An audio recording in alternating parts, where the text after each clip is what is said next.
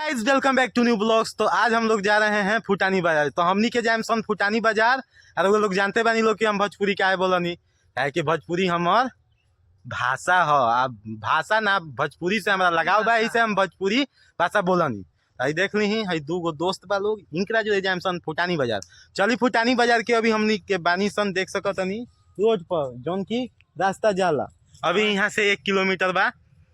चली लोग के घुमाओ तनी फुटानी बाजार। डायनासोर देखाएम, शाकाहारी मांसाहारी सब प्रकार के डायनासोर बनल बा। तो चली लोग के देखाएम। अभी हमनी के पहुंच गल बानी सन फुटानी बाजार। देख सकत लोग पूरा मतलब लोग के पूरा पंडाल से भेंट करवाएम आज।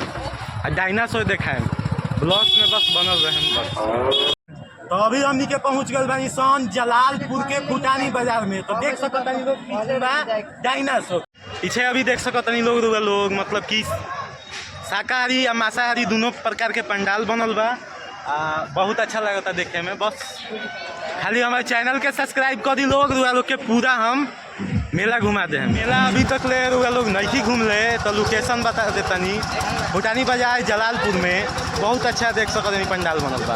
अभी नहीं घूम ले तो 3 दिन तक मौका बा, जरूर आके घूम ली। देख सकतनी अभी तक ले भीड़ खचा खच बा।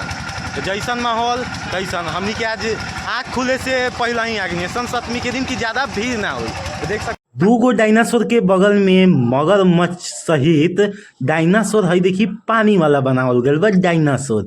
एक बाद देख सकत कितना खूबसूरत लागता और अच्छा भी लागत लोग के जा घूमे में।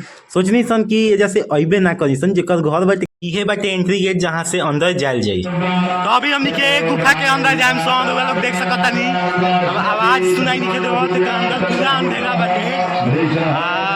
अभी हमनी के गुफा के अंदर घुस गए बानी सन।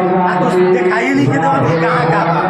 एक बार तो गुफा के अंदर से वो लोग के दुर्गा जी के पंडाल दिखाओ दे जोन की फुटानी बाजार जलालपुर में बनल बा। तो वो लोग खाली लाइक से सब्सक्राइब कर दी लोग पूरा अच्छा से दिखाओ दे कि कैसन बनल बा, कहां बनल बा और कितना अच्छा बनल बा। बिहार के साथ फुटानी बाजार, छपरा के साथ फुटानी बाजार। जी के आँख नइखे खुलल काहे कि अभी पूजा करतन पंडित जी। देख सकतनी सामने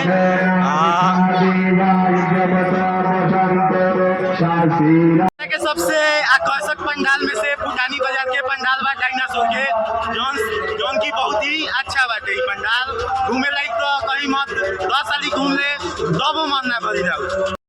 पार्क के थीम पर ही पंडाल बनल बा डायनासोर पंडाल। छपरा के नंबर 1 पंडाल बाटे ही है भाई। तो के घूमे आवता जरूर बताई कमेंट बॉक्स में। जे आ गल बा इहो कमेंट करे। ब्लॉग्स कैसा लागल जरूर बताए। अगर अच्छा लगल तो लाइक से सब्सक्राइब जरूर करें। पूरा पंडाल घुमाए। अभी छपरा में गेटवे ऑफ इंडिया बनल बा, ए उजा लेके जाए लाइक से ठोक दिए। पूरा मतलब कि फुटानी बाजार के पंडाल एक से एक डायनासोर देख लेनी सन। ब्लॉग्स के कहतनी समाप्त। लोग अपन आशीर्वाद प्यार बनाए रखी लोग अपना भाई पर अपना दोस्त पर। जय हिंद।